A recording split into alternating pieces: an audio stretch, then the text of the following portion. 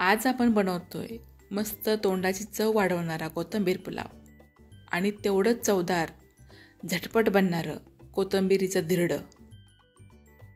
पहिल्यांदा आपण कोथिंबीर पुलाव बनवू। त्यासाठी मी 1.5 वाटी कोलम तांदूळ स्वच्छ धुवून घेतले आहेत। आता हे धुवून घेतलेले तांदूळ मी कुकरमध्ये काढून घेतले।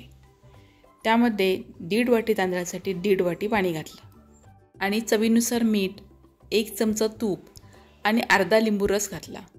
तूप आणि लिंबू रस घातल्यामुळे भात चांगला मोकळा आणि सुटसुटीत होईल। आता कुकरला झाकण लावून घ्यायचं आणि नेहमीप्रमाणे भात शिजायला ठेवून द्यायचा। आता भात तयार होईपर्यंत आपण बाकीची तयारी करून घेणार आहोत। आता इथे मी 2 वाटी कोथिंबीर घेतली आहे। ही कोथिंबीर मी स्वच्छ धुवून कोरडी करून बारीक चिरून घेतली आहे। आपण 1.5 वाटी तांदूळ घेतला होता, त्यामुळे तांदळापेक्षा थोडी जास्त अशी 2 वाटी कोथिंबीर घेतली। आता पुलावसाठी एक वाटण बनवून घेऊ। आता मिक्सरच्या भांड्यामध्ये 5 ते 6 लसूण पाकळ्या, 3 हिरवी मिरची, 1 इंच आलं आणि 1 चमचा जिरं एकत्र करून त्याची बारीक पेस्ट करून घ्यायची।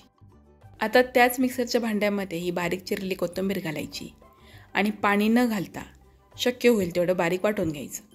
अगदी थोडंसं जाडसर राहिलं तरी काही हरकत नाही। आता एवढ्या वेळेपर्यंत आपला कुकर तयार झाला आहे आणि भात मस्त मऊ मोकळा आणि सुटसुटीत झाला आहे।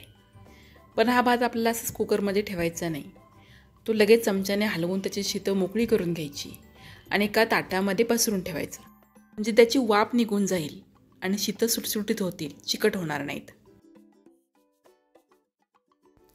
आता आपण फोडणी तयार करू। त्यासाठी मी एका कढईमध्ये 2 मोठे चमचे तेल गरम करायला ठेवून दिलं। तेल गरम झालं की त्यामध्ये 1 मोठा चमचा चणा डाळ आणि 1 चमचा उडीद डाळ घातली। गॅस मंदच ठेवून ही डाळ फक्त 1 मिनिटासाठी परतून घ्यायची आहे। लाल होईपर्यंत परतायची नाही, कारण आपण बाकीचे जे मसाले घालणार आहोत त्याच्याबरोबर ही डाळ भाजली जाईल।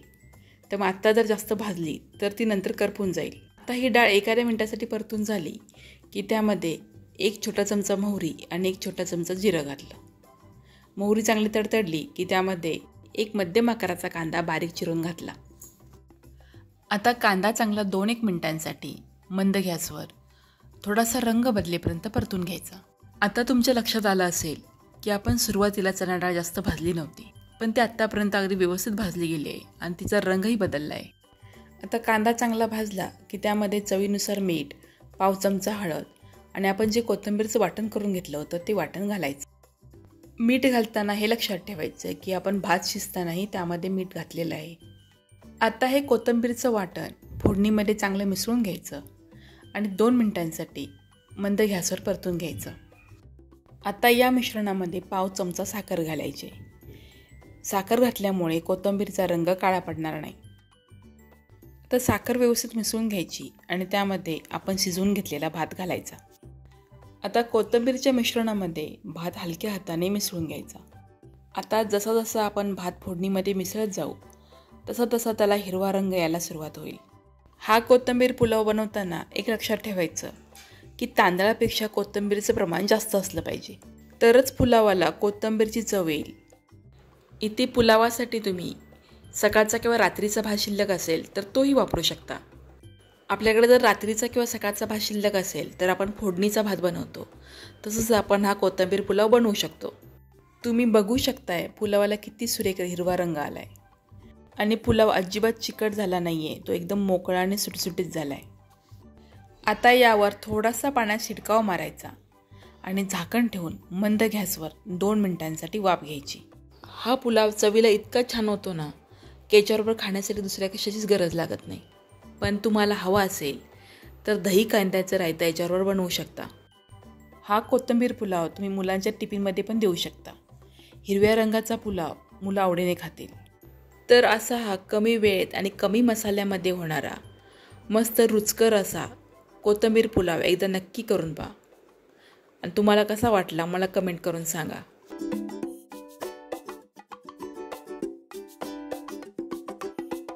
आता आपण कोथिंबीर पुलाव बरोबरच कोथिंबीरचं धिरडंही बनवणार आहोत।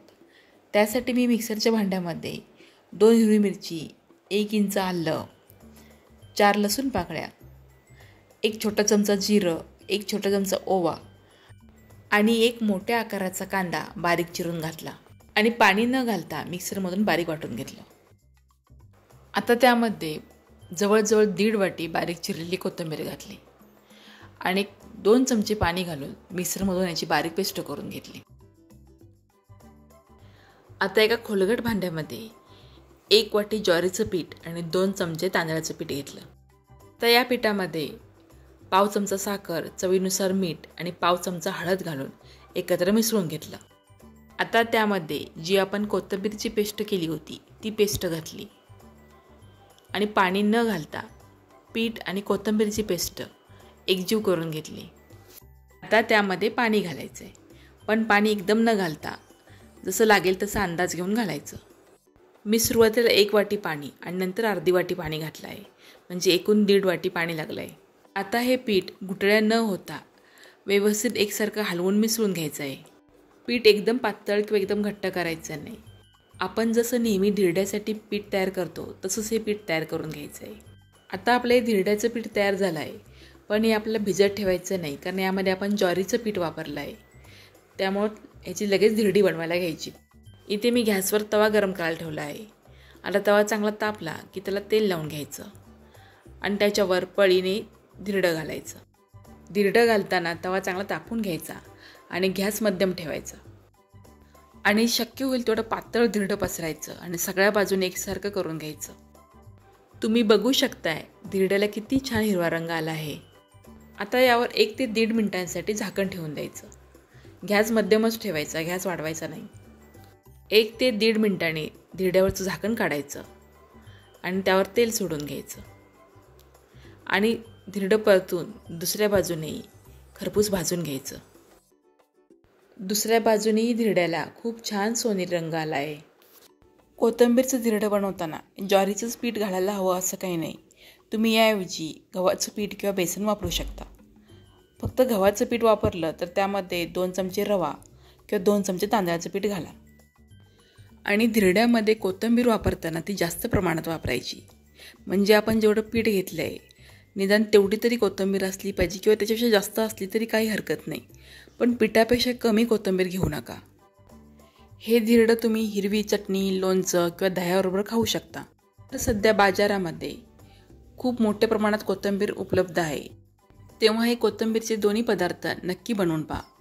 आणि तुम्हाला यापैकी कोणता पदार्थ जास्त आवडला हे मला कमेंट करून सांगा. व्हिडिओला लाईक, शेअर आणि कमेंट करा. चॅनलवर जर नवीन असाल तर सबस्क्राईब करा. पुन्हा भेटू अशाच नवीन रुचकर पदार्थांबरोबर. धन्यवाद.